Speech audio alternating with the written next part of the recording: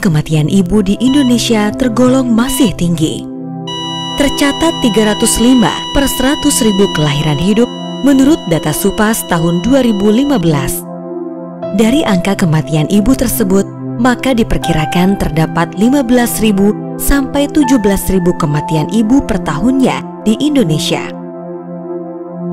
Angka tersebut masih jauh dari target RPJMN yang menargetkan penurunan hingga 183 per 100.000 pada tahun 2024. Berdasarkan data SRS Litbang 2016, terdapat 3 penyebab utama kematian ibu di Indonesia, yaitu gangguan hipertensi atau komplikasi yang berhubungan dengan hipertensi, pendarahan, dan komplikasi non-obstetrik. Penyebab kematian lainnya terdiri dari komplikasi obstetrik lainnya, infeksi dalam kehamilan, dan lain-lain. Selain itu, pada awal tahun 2020, dunia dikejutkan dengan penemuan kasus orang terinfeksi SARS-CoV-2, penyebab penyakit Coronavirus Disease 2019 atau COVID-19. Melihat cepatnya transmisi virus SARS-CoV-2 di berbagai negara, WHO kemudian menetapkan status COVID-19 sebagai pandemi.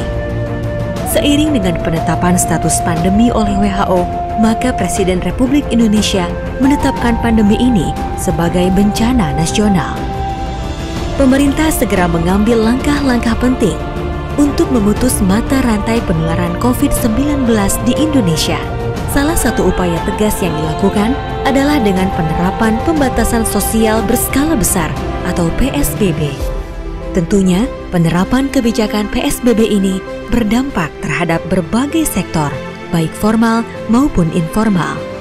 Dan sektor yang paling terdampak adalah sektor kesehatan dan ekonomi, di mana seluruh perekonomian melambat sehingga daya beli masyarakat menurun, khususnya untuk mengakses layanan kesehatan. Sementara itu, pada sektor kesehatan sangat difokuskan pada penanganan pandemi COVID-19. Sehingga hal itu turut berimplikasi pada aksesibilitas layanan kesehatan reproduksi perempuan. Terhambatnya pelayanan kesehatan bagi perempuan di Indonesia tentunya berdampak buruk terhadap penambahan angka kematian ibu, termasuk cakupan KB. Hal ini perlu ditindaklanjuti dengan memastikan layanan dapat selalu diakses dengan mudah oleh perempuan di Indonesia. Jika tidak, maka akan terjadi runtutan permasalahan terkait kesehatan maternal dan kesehatan reproduksi perempuan pasca COVID-19. Ditambah kemungkinan meningkatnya kehamilan yang tidak direncanakan, juga aborsi tidak aman yang sudah pasti akan berkontribusi terhadap peningkatan morbiditas perempuan dan mortalitas ibu di Indonesia. Selama masa pandemi ini, kematian ibu di Indonesia seharusnya dapat dicegah dengan penguatan layanan kesehatan reproduksi perempuan di FKTP, khususnya tempat praktik mandiri bidan atau TPMB. Dengan memastikan aksesibilitas layanan esensial untuk perempuan di TPMB, maka lonjakan kehamilan yang berdampak terhadap peningkatan AKI dapat dicegah. Bidan sangat berperan penting dalam kesehatan maternal, neonatal, dan kesehatan reproduksi perempuan di Indonesia. Hal ini terlihat dari data Riskesdas 2018 yang menunjukkan bahwa 85% perempuan hamil memilih bidan untuk memeriksakan kehamilannya. 62,7% perempuan memilih bidan untuk melangsungkan proses persalinan. Dan 29% memilih melakukan persalinan di TPMB. Data tersebut menggambarkan secara jelas bahwa bidan telah menjadi kepercayaan sebagian besar perempuan Indonesia dalam memberikan pelayanan kesehatan yang berkualitas, baik untuk ibu maupun janin.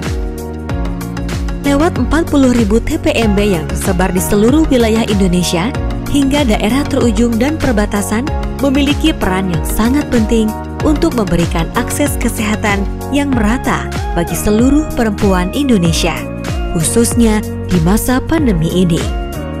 Hal ini dipertegas oleh WHO dan State of the World's Midwifery, di mana bidan terbukti mampu memenuhi 87% kebutuhan esensial perempuan. Oleh sebab itu, peran bidan menjadi sangat vital dalam rangka meningkatkan kesejahteraan perempuan dan menurunkan angka kematian ibu di Indonesia, terlebih di masa pandemi seperti ini. Bidan juga berperan sangat penting untuk meningkatkan kesejahteraan perempuan dan calon generasi penerus Indonesia.